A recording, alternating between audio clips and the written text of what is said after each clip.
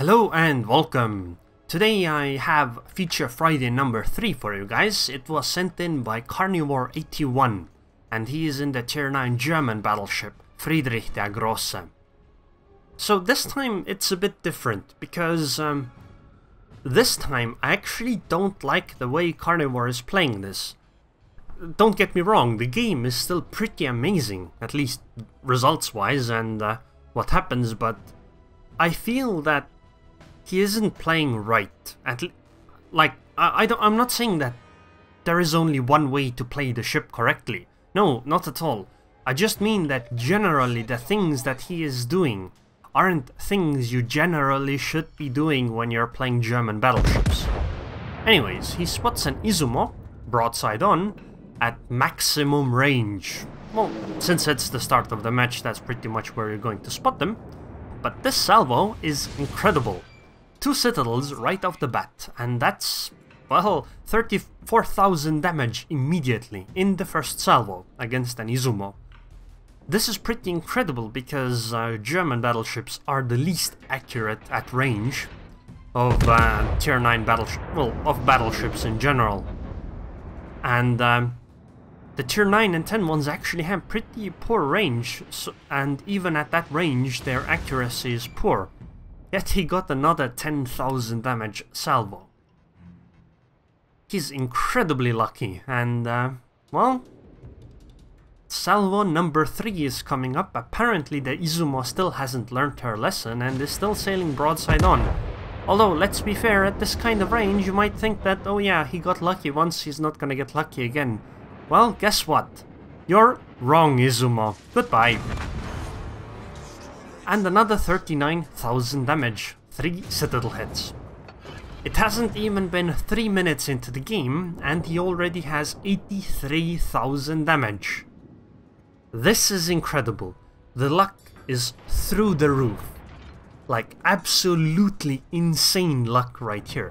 Of course, to get this kind of luck he had to aim properly. Like, you can't get this lucky without aiming really well.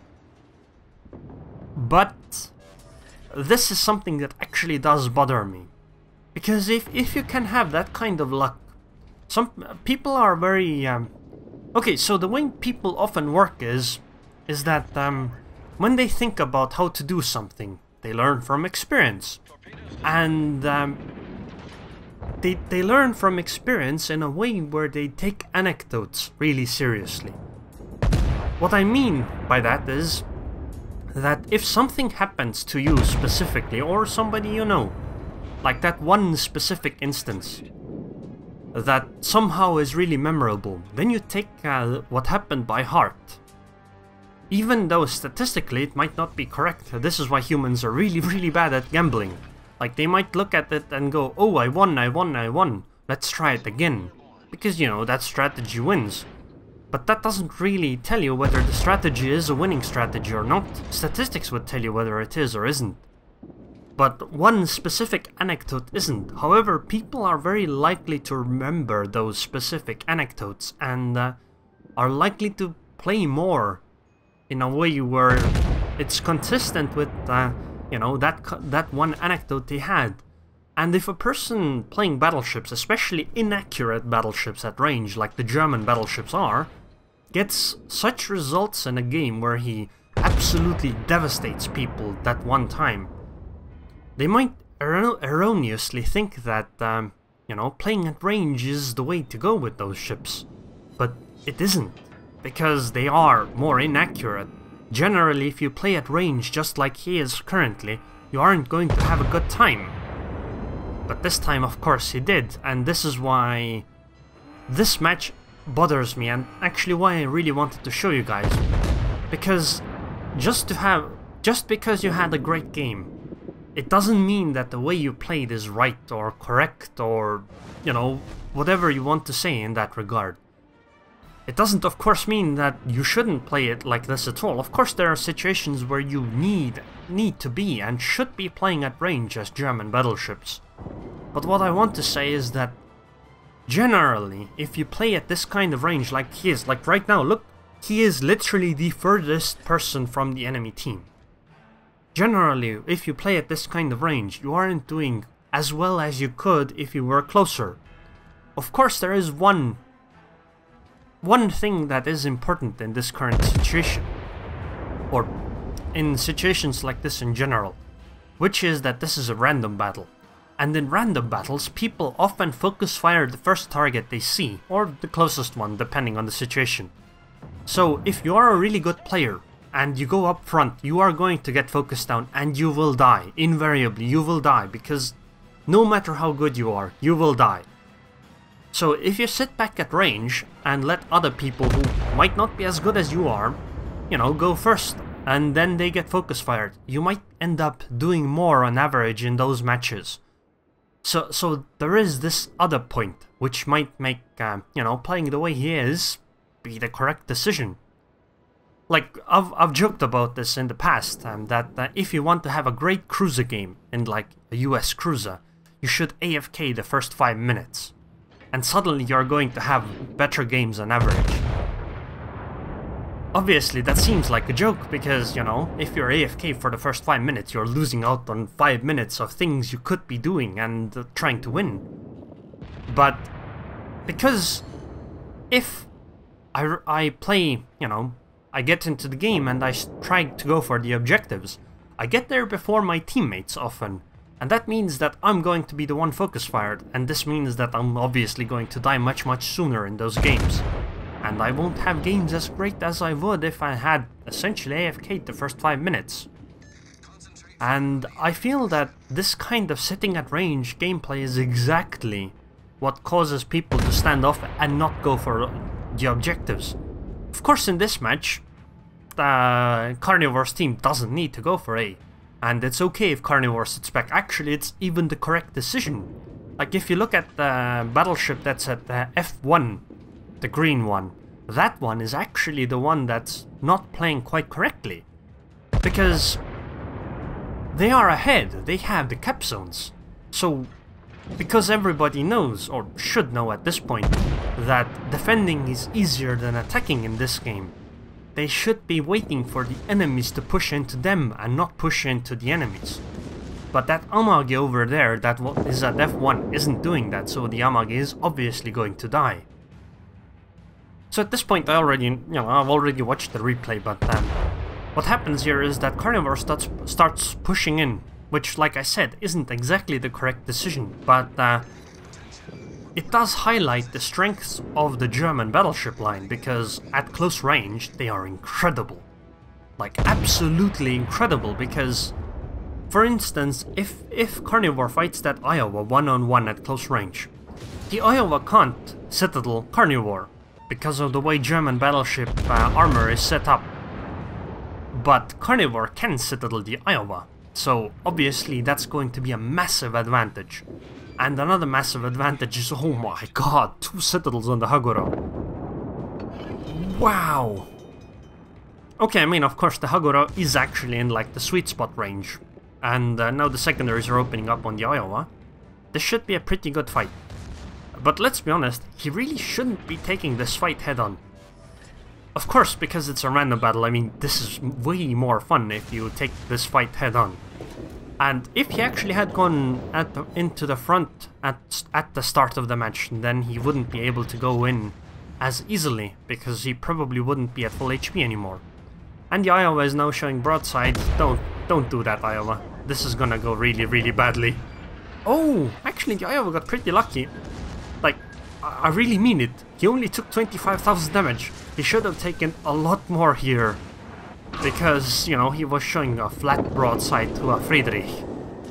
But I guess he got lucky. It's okay though. So now I think the correct decision would be to focus the secondaries on the Tirpitz behind the Iowa. Because I think that this Iowa isn't like, the only main way that the Iowa can threaten this Friedrich is if she rams the Friedrich, but at this point that's not even a possibility anymore, so this Iowa absolutely is not going to... Yeah! Wow, another 3 citadels. That is simply incredible. But this is where Friedrich shines. Like, this current situation is where the Iowa was playing exactly into Friedrich der Grosse's hand. Now I think that he is still making a mistake. He should be using his hydroacoustic search, but he isn't. At least the replay doesn't show that he is. Of course, it could be that the game, you know, is bugged or something and doesn't show it, but I think that he should be using it. Because he is going close range with a destroyer and battleships with torpedoes. Okay, so he's going to seemingly dodge those torpedoes. Unfortunately, you know, Tirpitzes are also expert at close combat, so even a bit more than a Friedrich is, so this probably isn't going to go very well since there's two of them. The destroyer was taken out though, which is very, very good, and he is tying up the team. The enemy team, that is. But unfortunately, this is where the story ends. So, again, like I said, I'm not really, you know, saying that what he did is quite wrong. That's not necessarily true, at least in my opinion.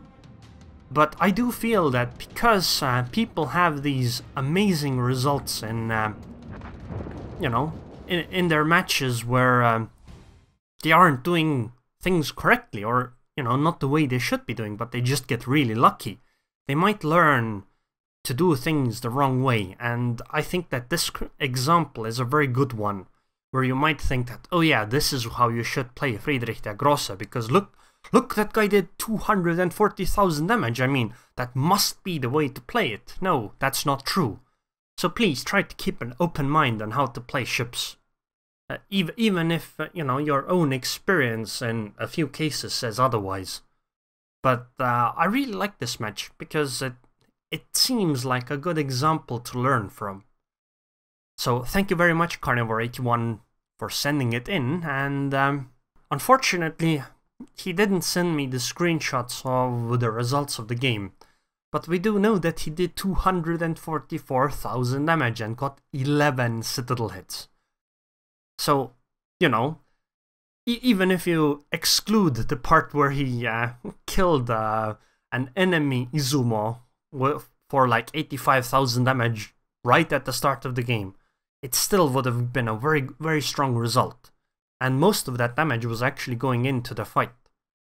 So remember, German battleships are very good at fighting close range. So the way that, you know, his team was playing was that they took B and C, which meant that they were ahead and the enemies had to attack into them. So it was very good that the German battleships went, or the German battleship, which is Carnivore in the Friedrich der Grosse, of course, went in. Because this meant that the enemy team that was attacking with the Iowa, that is not a ship that wants to fight a Friedrich close range. So they were, you know, in a very good position, and honestly I believe that they would have won regardless, you know, if that happened or not. But this is something that gave them an advantage, and you should try to take, you know, advantage of these advantages. So anyways, I hope you guys enjoyed this video and found it useful, and perhaps you learned something. And of course, if nothing else, then you just witnessed some incredibly lucky RNG on a Friedrich. So anyways, I would like to thank the Patreons on Patreon. So there were 2 new ones, so let's mention them again: Concussive and Duncan. Thank you very much for your continued support, and I hope I see you guys next time.